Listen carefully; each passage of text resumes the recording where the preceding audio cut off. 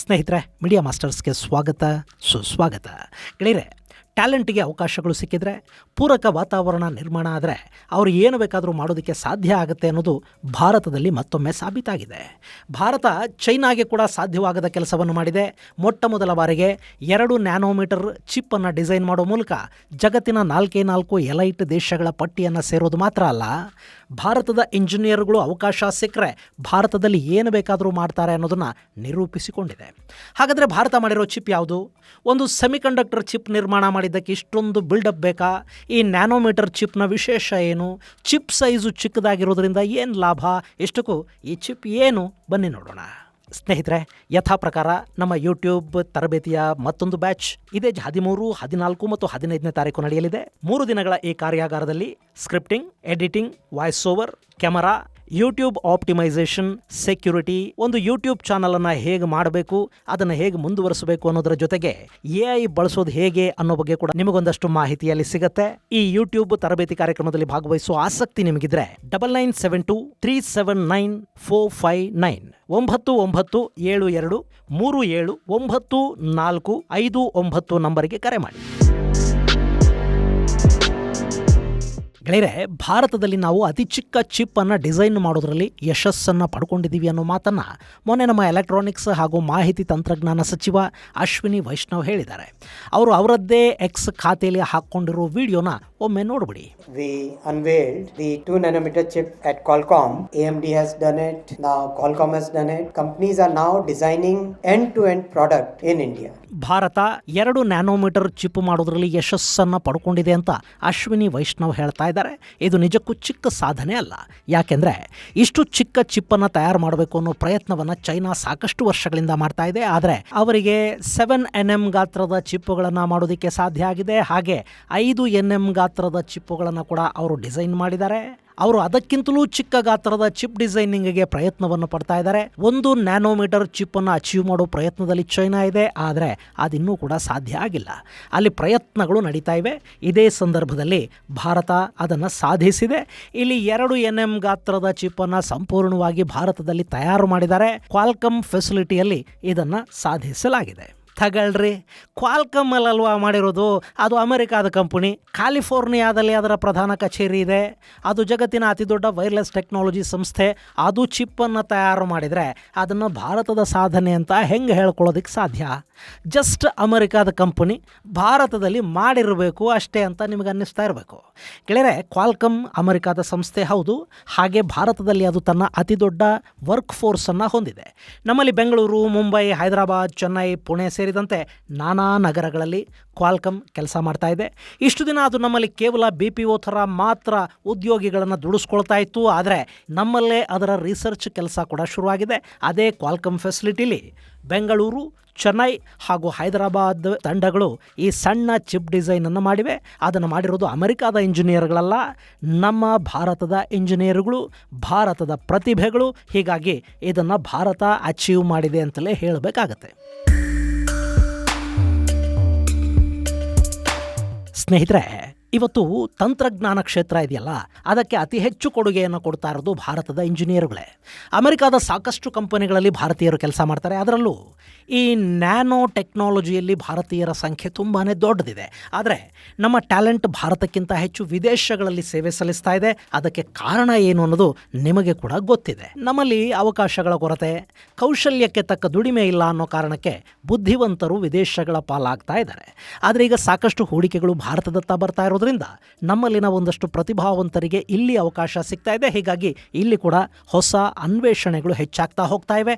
ಅದರ ಪರಿಣಾಮನೇ ಈ ಅತಿ ಸಣ್ಣ ಚಿಪ್ ತಯಾರಿ ಸಾಧ್ಯ ಆಗಿರೋದು. ಇನ್ನು ಇಷ್ಟೊಂದು ಬಿಲ್ಡಪ್ ಕೊಡ್ತಾ ಇದ್ದೀನಿ ಅಂದರೆ ಇದು ಭಾರತದಲ್ಲಿ ಮಾತ್ರ ಸಾಧ್ಯ ಆಗಿದೆಯಾ? ಬೇರೆ ಯಾರಿಗೂ ಇದನ್ನು ಮಾಡ್ಕೊಳ್ಳೋದಕ್ಕೆ ಆಗೇ ಇಲ್ವಾ? ಗೆಳೆಯರೆ, ಈ 2nm ಚಿಪ್ಪನ್ನು ಜಗತ್ತಿನ ಅತಿ ಚಿಕ್ಕ ಚಿಪ್ಪುಗಳ ಸಾಲಲ್ಲಿ ಇಡ್ತಾರೆ. ಇಂಥ ಚಿಪ್ಪನ್ನು ಈಗಾಗಲೇ ತೈವಾನ್ನ TSMC ಕಳೆದ ವರ್ಷ ಅಷ್ಟೇ ಪ್ರೊಡಕ್ಷನನ್ನು ಶುರು ಮಾಡಿದೆ. ದಕ್ಷಿಣ ಕೊರಿಯಾದಲ್ಲಿ ಸ್ಯಾಮ್ಸಂಗ್ ಕೂಡ 2025ರಿಂದ ಮಾಸ್ ಪ್ರೊಡಕ್ಷನನ್ನು ಮಾಡ್ತಾ ಇದೆ. ಅಮೆರಿಕಾದ ಇಂಟೆಲ್ ಸುಮಾರು 1.8nm ಚಿಪ್ಪುಗಳನ್ನು ತಯಾರು ಮಾಡಿದೆ. ಇನ್ನು ಜಪಾನ್ ಕೂಡ ಈ ತಂತ್ರಜ್ಞಾನವನ್ನು ಸಾಧಿಸಿದೆ. ಅವರು 2027ರಿಂದ ಮಾಸ್ ಪ್ರೊಡಕ್ಷನ್ ಅನ್ನು ಶುರು ಮಾಡೋ ಐಡಿಯಾದಲ್ಲಿದ್ದಾರೆ. ಈಗ ಭಾರತವು ಕೂಡ ಆ ಹಾದಿಯಲ್ಲಿ ದೊಡ್ಡ ಸಾಧನೆಯನ್ನು ಮಾಡಿದೆ. ನಮ್ಮಲ್ಲೂ ಡಿಸೈನಿಂಗ್ ಆಗಿದೆ, ಪರೀಕ್ಷೆಗಳು ಯಶಸ್ವಿಯಾಗಿವೆ.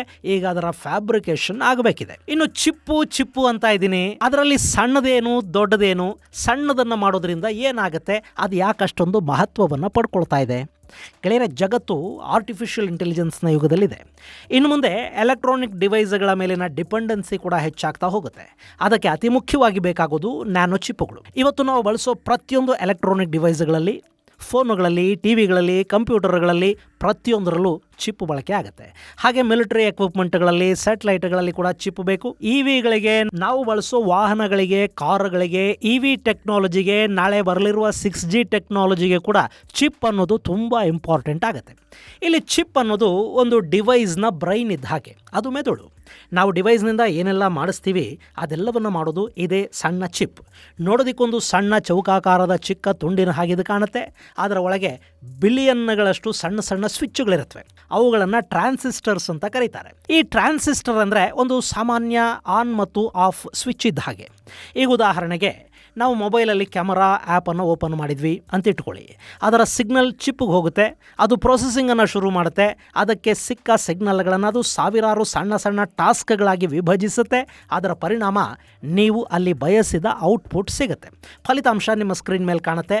ನೀವು ವಿಡಿಯೋಗಳನ್ನು ನೋಡುವಾಗಲೂ ಅಷ್ಟೇ, ನೀವು ಏನು ಕೇಳಿದ್ರಿ ಅದರ ಫಲಿತಾಂಶವನ್ನು ನಿಮ್ಮ ಸ್ಕ್ರೀನ್ ಮೇಲೆ ತೋರಿಸೋದಕ್ಕೆ ನಿಮಗೆ ಅದರ ಆಡಿಯೋ ಕೇಳಿಸೋ ಹಾಗೆ ಮೊಬೈಲಿನ ಸ್ಪೀಕರ್ಗೆ ಆದೇಶ, ಸಂದೇಶವನ್ನು ಕಳುಹಿಸಿಕೊಡೋದು, ಅದು ಕೆಲಸ ಮಾಡೋ ಹಾಗೆ ನೋಡ್ಕೊಳ್ಳೋದು ಕೂಡ ಈ ಸಣ್ಣ ಚೌಕಾಕಾರದ ಚಿಪ್. ಈ ಚಿಪ್ ಅನ್ನೋದು ಎಷ್ಟು ಚಿಕ್ಕದಾಗಿದ್ರೆ ಅದರ ಕ್ಷಮತೆ ಅಷ್ಟು ಹೆಚ್ಚಾಗುತ್ತೆ. ಹಾಗೆ ಒಂದು ಕಡೆ ಹೆಚ್ಚು ಟ್ರಾನ್ಸಿಸ್ಟರ್ ಕೊಡೋದಕ್ಕೆ ಕೂಡ ಸಾಧ್ಯ ಆಗುತ್ತೆ. ಚಿಪ್ ಚಿಕ್ಕದಿದ್ರೆ ಅದರ ಪರ್ಫಾರ್ಮೆನ್ಸ್ 20% ಹೆಚ್ಚಾಗೋ ಸಾಧ್ಯತೆ ಇರುತ್ತೆ. ಹಾಗೆ ಅದು ಬಳಸುವ ವಿದ್ಯುತ್ ಪ್ರಮಾಣ ಕೂಡ ಕಡಿಮೆ ಆಗುತ್ತೆ. ಈಗ ನಮ್ಮ ಕಂಪ್ಯೂಟರ್ಗಳಿವೆ ನೋಡಿ, 10 ವರ್ಷಗಳ ಹಿಂದೆ ದೊಡ್ಡ ದೊಡ್ಡ CPU ನಾವು ಬಳಸ್ತಾ ಇದ್ವಿ. ಆದರೆ ಅವತ್ತಿಗೆ ಆ ಕಂಪ್ಯೂಟರ್ಗಳು ಮಾಡ್ತಾ ಇದ್ದ ಕೆಲಸದ ವೇಗ ಇಷ್ಟೊಂದು ಹೆಚ್ಚಾಗಿರಲಿಲ್ಲ. ಅವು ಸ್ಲೋ ಅಂತ ಅನ್ನಿಸ್ತಾ ಇದ್ವು. ಇನ್ನು ಇವತ್ತು ಕಂಪ್ಯೂಟರ್ಗಳ ಗಾತ್ರ ಕಡಿಮೆ ಆಗಿದೆ. ಅದಕ್ಕೆ ಕಾರಣ ಅದರಲ್ಲಿ ಬಳಸ್ತಾ ಇರೋ ಈ ಚಿಪ್ಪುಗಳ ಸೈಜ್ ಚಿಕ್ಕದಾಗಿದೆ. ಅಷ್ಟೇ ಅಲ್ಲ, ನಮ್ಮ ಕೈಯಲ್ಲಿರೋ ಒಂದು ಸಣ್ಣ ಮೊಬೈಲ್ ಫೋನ್ ಕೂಡ ಕಂಪ್ಯೂಟರ್ ಥರ ಕೆಲಸ ಮಾಡೋದಕ್ಕೆ ಶುರು ಮಾಡಿದೆಯಲ್ಲ, ಅದಕ್ಕೆ ಕಾರಣ ಕೂಡ ಅದರಲ್ಲಿನ ಚಿಪ್ಪುಗಳ ಗಾತ್ರ ಚಿಕ್ಕದಾಗ್ತಾ ಇರೋದು. ಇಲ್ಲಿ ಚಿಪ್ ಅನ್ನೋದು 3 nm ನಿಂದ 2 nmಗೆ ಇಳಿದ್ರೂ ಕೂಡ ಅದರ ಟ್ರಾನ್ಸಿಸ್ಟರ್ ಡೆನ್ಸಿಟಿ 20% ಹೆಚ್ಚಾಗುತ್ತೆ. ಹಾಗೆ ಅದಕ್ಕೆ ಬಳಕೆ ಆಗೋ ಪವರ್ ಅಷ್ಟೇ ಪ್ರಮಾಣದಲ್ಲಿ ಕಡಿಮೆ ಕೂಡ ಆಗುತ್ತೆ.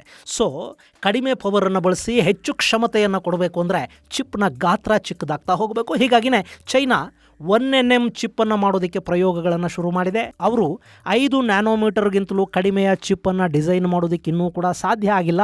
ಅದನ್ನು ಈಗ ಭಾರತ ಸಾಧಿಸಿದೆ.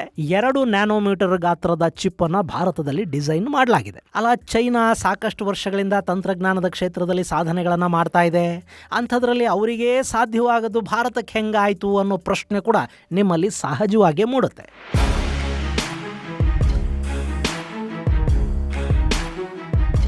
ಗೆಳೆಯರೆ, ಈ ಚಿಪ್ ತಂತ್ರಜ್ಞಾನ ಇದೆಯಲ್ಲ, ಅದು ಅಮೆರಿಕಾದ ಬಳಿ ಇದೆ. ಆದರೆ ಅಮೆರಿಕಾದಲ್ಲಿ ವರ್ಕ್ ಫೋರ್ಸ್ ಇಲ್ಲ.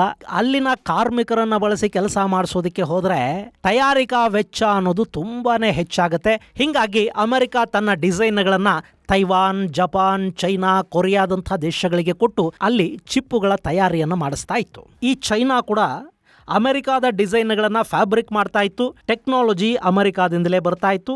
ಇವರು ಅದನ್ನು ತಯಾರು ಮಾಡ್ತಾ ಇದ್ರು ಅಷ್ಟೇ. ಇಲ್ಲಿ ಏನಾಗಿದೆ ಅಂದರೆ, ಅಮೆರಿಕ ಮತ್ತು ಚೈನಾ ನಡುವೆ ಈಗ ಸಂಬಂಧಗಳು ಚೆನ್ನಾಗಿಲ್ಲ. ಹೀಗಾಗಿ ಅಮೆರಿಕಾದ ಸಾಕಷ್ಟು ಕಂಪನಿಗಳು ಚೈನಾದಿಂದ ಅಂತರವನ್ನು ಕಾಪಾಡ್ಕೊಳ್ತಾ ಇವೆ. ಸೊ ಚೈನಾಗೆ ಟೆಕ್ನಾಲಜಿ ಸಿಗ್ತಾ ಇಲ್ಲ. ಹೀಗಾಗಿ ಅವರಿಗೆ ಸಣ್ಣ ಗಾತ್ರದ ಚಿಪ್ಪುಗಳನ್ನು ಮಾಡ್ಕೊಳ್ಳೋದಕ್ಕೆ ಸ್ವಲ್ಪ ಕಷ್ಟ ಆಗ್ತಾ ಇದೆ. ಇನ್ನು ಭಾರತ ಭವಿಷ್ಯದ ತಂತ್ರಜ್ಞಾನ ಹಬ್ ಆಗೋ ನಿಟ್ಟಲ್ಲಿ ದೊಡ್ಡ ಹೆಜ್ಜೆಗಳನ್ನು ಇಡ್ತಾ ಇದೆ. ನೀವಿದನ್ನೇನೋ ಬೇರೆ ಬೇರೆ ಥರ ಅರ್ಥ ಮಾಡ್ಕೊಳ್ಳೋದಕ್ಕೆಲ್ಲ ಹೋಗಬೇಡಿ. ಒಂದು ಕಾಲಕ್ಕೆ ಈ ಅವಕಾಶ ಜಪಾನ್ಗೆ ಸಿಕ್ಕಿತ್ತು. ಅದನ್ನು ಕೊಟ್ಟಿದ್ದು ಕೂಡ ಅಮೆರಿಕಾದ ಟೆಕ್ ಕಂಪನಿಗಳೇ. ಅಲ್ಲವತ್ತು ಜಪಾನ್ನಲ್ಲಿ ದೊಡ್ಡ ವರ್ಕ್ ಫೋರ್ಸ್ ಇತ್ತು, ಕುಶಲಕರ್ಮಿಗಳಿದ್ರು. ಹೀಗಾಗಿ ಜಪಾನ್ ಜಗತ್ತಿನ 2ನೇ ಅತಿ ದೊಡ್ಡ ಆರ್ಥಿಕತೆ ಅಂತ ಅನ್ನಿಸ್ಕೊಳ್ಳೋದಕ್ಕೆ, ದೊಡ್ಡ ಉತ್ಪಾದನಾ ಕೇಂದ್ರ ಆಗೋದಕ್ಕೆ ಸಾಧ್ಯ ಆಯಿತು. ಅಲ್ಲಿಗೆ ದೊಡ್ಡ ಪ್ರಮಾಣದಲ್ಲಿ ಹೂಡಿಕೆಗಳು ಹೋದವು. ಈಗ ಜಪಾನ್ನಲ್ಲಿ ವರ್ಕ್ ಫೋರ್ಸ್ ಇಲ್ಲ, ಅಲ್ಲಿ ವೃದ್ಧರ ಸಂಖ್ಯೆ ಹೆಚ್ಚಾಗ್ತಾ ಇದೆ. ಹೀಗಾಗಿ ಹೂಡಿಕೆಗಳು ದಕ್ಷಿಣ ಕೊರಿಯಾ, ತೈವಾನ್ ಮತ್ತು ಚೈನಾಗಳ ಕಡೆಗೆ ಹೋಗೋದಕ್ಕೆ ಶುರು ಮಾಡಿದ್ವು. ಚೈನಾದಲ್ಲಿ ದೊಡ್ಡ ಜನಸಂಖ್ಯೆ ಇತ್ತು. ಕಮ್ಯುನಿಸ್ಟ್ ನಾಯಕರು ಕೈಗಾರಿಕಾ ಕ್ರಾಂತಿಯ ಕಡೆಗೆ ದೊಡ್ಡ ಹೆಜ್ಜೆಗಳನ್ನಿಟ್ಟರು. ಅಲ್ಲಿನ ಸರ್ಕಾರ ಅದಕ್ಕೆ ಬೇಕಾದ ಸಾಕಷ್ಟು ಬದಲಾವಣೆಗಳನ್ನು ಪಾಲಿಸಿಗಳಲ್ಲೇ ತಗೊಂಡು ಬಂತು. ಹೀಗಾಗಿ ಚೈನಾಗೆ ದೊಡ್ಡ ಮಟ್ಟದ ಹೂಡಿಕೆಗಳೇ ಬಂದವು. ಸಪ್ಲೈ ಚೈನ್ ಬಲಿಷ್ಠವಾಗ್ತಾ ಹೋಯಿತು. ಆದರೆ ಈಗ ಚೈನಾ ಎಷ್ಟು ಬೆಳೆದಿದೆ ಅಂದರೆ ಜಗತ್ತು ಅವರ ಮೇಲೆ ನಂಬಿಕೆನೇ ಕಳ್ಕೊಳ್ಳೋಷ್ಟು ಅವರು ಬೆಳೆದಿದ್ದಾರೆ, ಬದಲಾಗಿದ್ದಾರೆ. ಹೀಗಾಗಿ ಜಗತ್ತಿಗೆ ಚೈನಾ +1 ಬೇಕು. ಏಕಾಏಕಿ ಚೈನಾದಿಂದ ಹೂಡಿಕೆಗಳು ರಾತ್ರೋರಾತ್ರಿ ಎದ್ದು ಬರೋದಕ್ಕೆ ಸಾಧ್ಯ ಆಗೋದಿಲ್ಲ. ಆದರೆ ಅದಕ್ಕೆ ಪರ್ಯಾಯ ಅನ್ನಿಸೋ ಥರದ ನಂಬಬಹುದಾದ ಮತ್ತೊಂದು ಡೆಸ್ಟಿನೇಷನ್ ಬೇಕು. ಅದು ಈಗ ಭಾರತ ಆಗ್ತಾ ಇದೆ. ಯಾಕೆಂದರೆ ಭಾರತದಲ್ಲಿ ದೊಡ್ಡ ವರ್ಕ್ ಫೋರ್ಸ್ ಇದೆ. ಹೀಗಾಗಿ ದೊಡ್ಡ ಮಟ್ಟದಲ್ಲಿ ಭಾರತ ಇಂಜಿನಿಯರ್ಗಳನ್ನು ಪ್ರೊಡ್ಯೂಸ್ ಮಾಡ್ತಾ ಇದೆ. ಇವತ್ತು ಅಮೆರಿಕಾದ ಕಂಪನಿಗಳಲ್ಲಿ ಅಮೆರಿಕಾದಲ್ಲಿ ಕೆಲಸ ಮಾಡ್ತಾ ಇರೋ ಬಹುತೇಕರು ಭಾರತೀಯ ಟ್ಯಾಲೆಂಟ್ಗಳೇ ಆಗಿವೆ. ಹೀಗಾಗಿ ಒಂದು ಅವಕಾಶ ಸಹಜವಾಗಿ ಭಾರತದ ಕಡೆಗೆ ಬರ್ತಾ ಇದೆ. ಅದನ್ನು ಬಳಸಿಕೊಳ್ಳುವ ಕೆಲಸವನ್ನು ಭಾರತ ಸಂಪೂರ್ಣವಾಗಿ ಮಾಡಬೇಕಾಗತ್ತೆ ಅಷ್ಟೇ. ಈಗ ನಮ್ಮಲ್ಲಿ ಚಿಪ್ ಡಿಸೈನಿಂಗ್ ಸಾಧ್ಯ ಆಗಿದೆ. ಅದನ್ನು ನಮ್ಮಲ್ಲಿ ಬಲ್ಕ್ ಪ್ರೊಡಕ್ಷನ್ ಕೂಡ ಶುರು ಮಾಡ್ತಾರೆ. ಮುಂದೆ ಎಲೆಕ್ಟ್ರಾನಿಕ್ಸ್ ಕ್ಷೇತ್ರದಲ್ಲಿ ಜಗತ್ತು ಚೈನಾದ ಡಿಪೆಂಡೆನ್ಸಿಯಿಂದ ಹೊರಬಂದು ಭಾರತದ ಕಡೆಗೆ ನೋಡುವ ಕಾಲ ಕೂಡ ಖಂಡಿತ ಬರುತ್ತೆ. ಇದು ಗೆಳೆಯರೆ 2nm ಚಿಪ್ ಡಿಸೈನ್ ಭಾರತದಲ್ಲಿ ಸಾಧ್ಯವಾಗಿರುವುದರ ಕುರಿತಾದ ಒಂದಷ್ಟು ಮಾಹಿತಿ. ಮುಂದಿನ ಸಂಚಿಕೆಯಲ್ಲಿ ಮತ್ತಷ್ಟು ವಿಶೇಷಗಳ ಜೊತೆ ಮತ್ತೆ ಭೇಟಿಯಾಗೋಣ. ಅಲ್ಲಿವರೆಗೆ ಜೈ ಹಿಂದ್, ಜೈ ಕರ್ನಾಟಕ.